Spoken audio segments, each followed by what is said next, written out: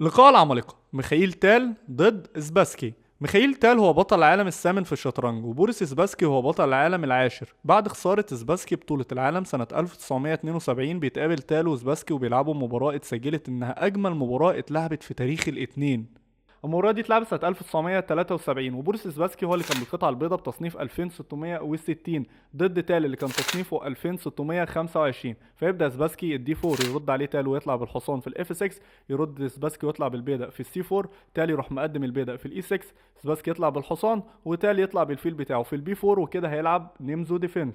فيرد سباسكي ويطلع بالفيل في جي 5، بيهدد انه ياكل الحصان. تالي يروح مقدم البيدق، بيهدد انه ياكل الفيل يرجع في الاتش 4، وبعد كده تالي يروح مقدم البيدق في السي 5. سباسكي ما ياكلش بيدق ببيدق ويروح مقدم البيدق في الدي 5، فتالي يرد عليه ويروح مقدم البيدق في البي 5. ودي كانت اخر نقله من الافتتاحيه في الموقف ده، علشان سباسكي قرر ياكل البيدق اللي موجود في الاي 6، فتالي يرد عليه وياكل بيدق ببيدق، وبعد كده سباسكي ياكل البيدق اللي موجود في البي 5. وبدا البي 5 بدا مجرم في الوقت ده، علشان مانع الحصان بتاع تالي اللي هو ينتشر في اي مكان من الاماكن دي. فتالي يرد عليه ويروح مقدم البيدق في الدي 5. الهدف من النقله دي حاجتين: اول حاجه اللي انا ممكن انتشر بالحصان بتاعي في الدي 7، تاني حاجه اللي انا بحضر اللي انا اقدم البيدق في الدي 4. ساعتها الحصان ده مش هيقدر يتحرك في اي مكان بسبب البن اللي حصل عليه، فساعتها اقدر اكسب الحصان اللي موجود في سي 3. بس سباسكي يمنع ده ويروح مقدم البيدق في الاي 3. فيرد تال ويحمي الملك بتاعه ويروح مبيت. سباسكي يطلع بالحصان بتاعه في الاف 3، وبعد كده تال يطلع بالوزير بتاعه في الاي 5.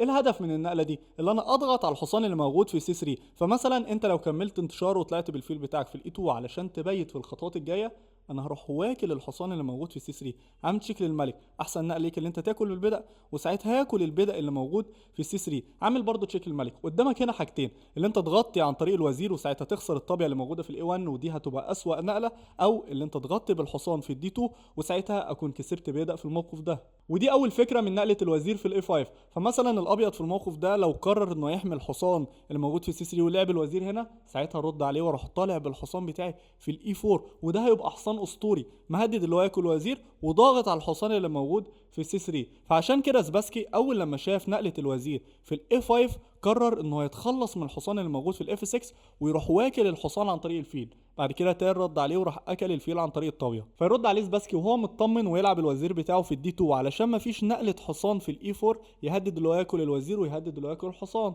بعد كده تالي يروح مقرر انه يقدم البيدق في الاي 6، بيهدد اللي هو ياكل البيدق وعاوز ينتشر بالحصان ده. فسباسكي في الوقت ده قرر انه ياكل البيضه، ودي نقله مش صح في الموقف ده. كان احسن نقله اللي هو يطلع بالفيل وبعد كده يبيت، بس هو بمجرد ما اكل تال لعب افضل نقله في الموقف ده وراح طلع بالحصان في سي 6. فيرد سباسكي ويطلع بالفيل بتاعه في الاي 2، يرد تال ويلعب افضل نقله في الموقف ده ويروح مقدم البيدق في الدي 4، بيهدد اللي هو ياكل الحصان اللي موجود في السي 3. والحصان ده انت ما تقدرش تحركه في اي حته عشان لو حركته هتخسر الوزير اللي موجود في الدي 2. فسباسكي لغى الفكره دي وراح اكل بدأ ببدأ. وهنا هنقف شويه. تال هنا قاعد يفكر، قال لك انا لو اكلت بدأ ببدأ ساعتها انا عارف ان سباسكي مش هيقدر ياكل بالوزير بسبب حمايه الحصان، ومش هيقدر يتحرك في اي مكان علشان ما يخسرش الوزير اللي موجود في الدي 2. بس سباسكي يقدر ياكل البدأ اللي موجود في الدي 4 عن طريق الحصان اللي في الاف 3. فهنا نستنتج ايه؟ اللي احنا عاوزين نتخلص من الحصان ده علشان نكمل الهجوم. عشان كده تالي قرر يلعب اول نقله بريليانت موف ليه ويروح مضحي بالطابيه بتاعته وياكل الحصان اللي في الاف 3. يرد سباسكي وياكل الطابيه اللي موجوده في الدي 3. تالي ياكل بدأ ببدأ وبيكمل الهجوم بتاعه وبيهدد اللي هو ياكل الحصان. سباسكي يلعب افضل نقله في الموقف ده ويروح مبيت. ليه دي افضل نقله؟ تقول لي هنا هو ليه ما هاجمش واكل الحصان اللي ببلاش اللي موجود في السي 6؟ عشان لو اكل الحصان اللي في السي 6 يعتبر هيخسر، عشان تال هيرد عليه وياكل الحصان اللي موجود في سي 3، بيهدد له ياكل وزير. هنا تعمل ايه؟ تاكل بالبدء، ساعتها اروح واكل بالفيل وعملت لك بين الوزير وخلاص انا كسبت الوزير ده. طيب تقول لي انا ههرب بالوزير بتاعه وحركه في اي حته، ساعتها هرد عليك واكل البدء الموجود في البي 2. عامل تشيك للملك، فانت هنا لازم تتحرك، ساعتها تتحرك في اي حته اروح مرقي واكل الطابيه اللي موجوده في الاي 1.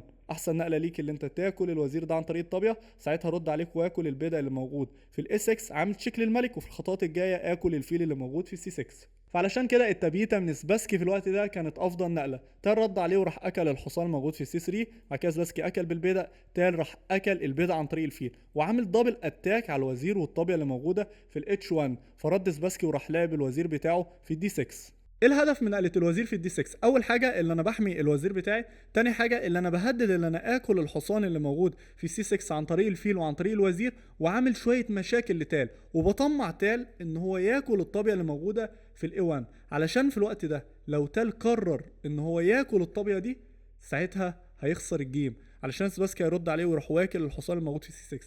بيهدد اللي هو ياكل الطابيه وبيهدد اللي هو ياكل الفيل.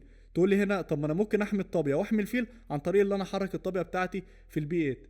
ساعتها انت هتخسر بتشيك ميت او هتخسر الوزير بتاعك، عشان سباسكي هيرد عليك ويلعب الوزير في الاي 8 عامل تشيك للملك. النقله الوحيده ليك اللي انت تتحرك بالملك بتاعك في الاتش 7، ساعتها هيعمل لك تشيك بالفيل. فانت هنا قدامك حاجتين، اللي انت تخسر بتشيك ميت او تخسر الوزير. فمثلا انت لو قدمت البدء بتاعك ساعتها روح واكل البدء ده بالوزير، تتحرك هنا تخسر بتشيك ميت. فاحسن نقله ليك عشان ما تخسرش بتشيك ميت اللي انت تلعب الوزير بتاعك في الاف 5، فساعتها ناكل وزير انت تاكل بالبدء، وساعتها انت ما خسرتش بتشيك ميت في الوقت ده، بس يعتبر هتخسر في الخطوات الجايه. فعلشان كده تال ما طمعش وما اكلش الطابيه اللي موجوده في الاي 1 وراح اكل البيضه اللي في الاي 6، بيمنع سباسكي ان هو ياكل الحصان ده بالوزير علشان ما يعملوش افكار اللي تشيك ميت. فسباسكي يرد عليه ويروح واكل الحصان ده عن طريق الفيل. طبعا هنا انت ما تقدرش تاكل بالطابيه بسبب حمايه الوزير، فيرد عليه تال ويلعب افضل نقله في الموقف ده ويلعب الفيل بتاعه في البي 4، بيهدد اللي ياكل الوزير.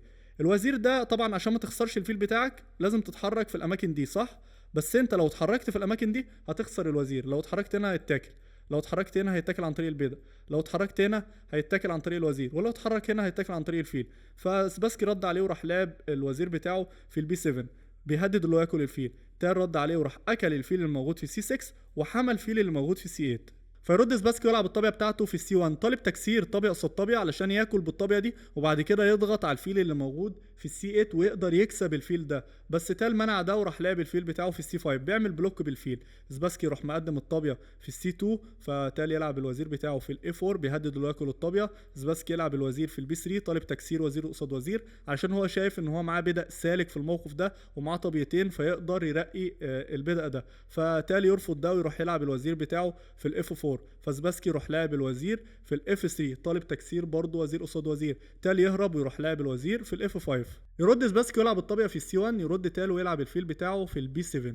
فيرد سباسكي في الموقف ده ويلعب الوزير في الاف 3 طالب تكسير وزير قصاد وزير. هنا تقول لي ثانيه واحده، هو ليه ما لعبش الوزير بتاعه في البي 8 يعمل تشيك للملك وياكل الفيل الموجود في البي 7؟ عشان الفكره دي مش هتنفع في الوقت ده. عشان لو رد عليه ولعب الوزير في البي 8 عمل تشيك للملك، فالملك يروح متحرك وبعد كده اكل الفيل واكسب فيل، وكمان مهدد ان انا اكل الطابيه اللي موجوده في السي 6، ساعتها تال هيرد عليك ويروح مضحي بالفيل بتاعه وياكل البيضه اللي موجود في الاف 2 عامل تشيك للملك. هنا انت قدامك 3 حاجات تقدر تعملهم، تقدر تاكل الفيل ده عن طريق الطابيه وساعتها هرد عليك واكل طابيه بطابيه، فانت ما قدامكش اي حل تاني غير ان انت تغطي وساعتها تخسر بتشيك ميت بالوزير في الاف 1. تاني حاجه تقدر تعملها ان انت تتحرك بالملك بتاعك في الاتش 1، ساعتها هرد عليك واكل الطابيه اللي في السي 2، تاكل بالطابيه اكل بالوزير وساعتها تكون متقدم بفيل في الموقف ده. تالت حاجه اللي انت تقدر تعملها ان انت تتحرك بالملك في الاف 1، ساعتها هرد عليك واعمل لك ديسكفري تشيك، فانت تتحرك هنا ارد عليك واعمل لك تشيك، تتحرك هنا ارد عليك والعب الطابيه في الدي 6 وشكرا على الوزير بتاعك. بعد ما انت تغطي بالطابيه اكل بالطابيه تاكل بالملك اكل الوزير اللي موجود في البي 7.